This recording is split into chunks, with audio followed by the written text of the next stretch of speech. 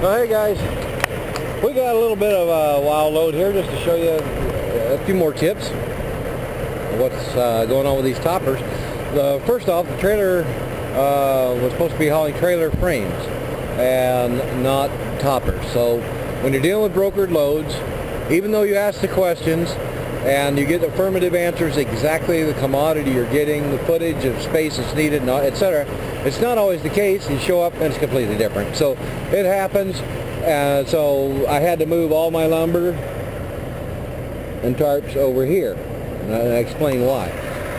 Okay, you can see everything they're right on the edge, and we'll look at that in a minute. But look at the different type of strapping I had to do.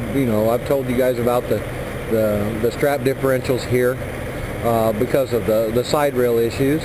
So I've been using the 2-inch ratchet strap. So this particular type of padding has got a different, it's really kind of a rough base on this side and a soft one on this side, but it's not as rough as normal carpet. So it's just a carpet pad. And I'm going to be keeping that stuff, trust me. I've got all my materials. Now this is different. I don't always do it this way. A lot of people do. I use bungees, but if I have to readjust the strap, I have to cut this. That's why I use bungees. But in this particular case, I'm going to use it, and I've got spares. Simply because I don't want to have any material touching the surface. I was doing my best, to keep it short. I got my twist in the bigger straps, as those ones really buzz. So I've got my twist, I've got all my padding, everything here as well. Now I don't like this configuration, but there really is nothing here to angle off to, and we've got a board here, so I have to kind of keep it inside of that pressure. I don't, not that it's going to tip anything, because these are only a few hundred pounds, 500 maybe, 450. So I've got everything. I check all my edges, make sure I'm not going to cut anything. Now I'm going to be watching this one real careful, because I normally always do a pop over wrap, just like with the other side of the strap. And I had to put all this stuff in here, and it worked out well. 41 foot bottom, and we had several feet to spare. But so you can see what's going on. They're all bolted, so you have to check them all. We'll go over the bolts. Everything has got clevis pins all put together with the frame pieces there. And there's enough arch with the strap to get downward pressure. So I had to make sure that there's smooth edges, no problems, no issues, no cutting, that kind of thing. And I just want to make sure that I'm not rubbing up against anything. Underneath is okay as long as I'm down on that frame putting pressure on there. And these things are almost guitar string tight, and you can hear it. Now, I put my full weight on there, and I'm not light. So now this is a little different configuration simply because of the wheel well of the 51. I had to do a cross situation. I had no problem doing that as long as it looked like it was going to carry and not cause issue. There's nothing touching. There's some clearance, because I don't want anything touching any of this, and no chance of movement. So I've got everything tied down with bungees. The flies here are it's going to rain. So yeah, they're just constantly hitting me. They're mostly just a nuisance.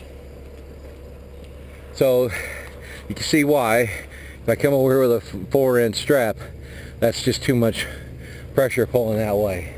I really couldn't do it. So that's why I crossed, because there's no deal here. And that works out. And it's pretty different. They're inside, it's just barely. And they had a hard time lining them up. They had to do a lot of, if you look down there, it's like dead on the money. So it's fine. You see that? I got my buckle wrap. There's a little pressure there, but it's pulling to the front, and that's fine. Pulling into another frame, it's not going to hurt anything. Then I got a tractor wash. The truck looks a little better. Still hit a few mud puddles here and there, but that's just the way it is. Everything's tight. I won't have to worry about it. I can get to everything in case I need to. It's good here. good. Padding underneath.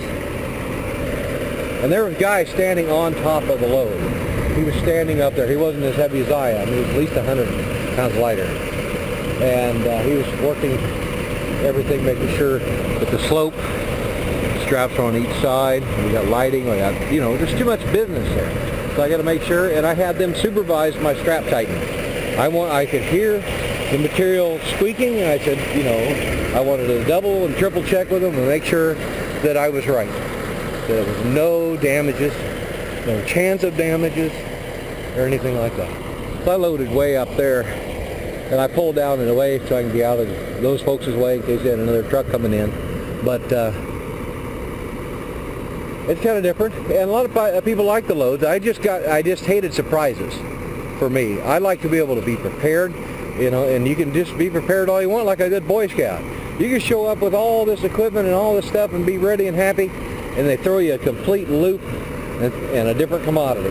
So, you know, it's the way it is.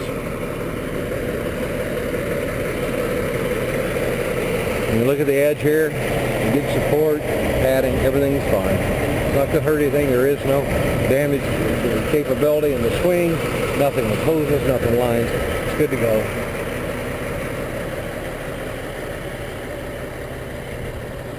And I don't want to take too long, but you can see how they're all put together. You can see the bolts up underneath.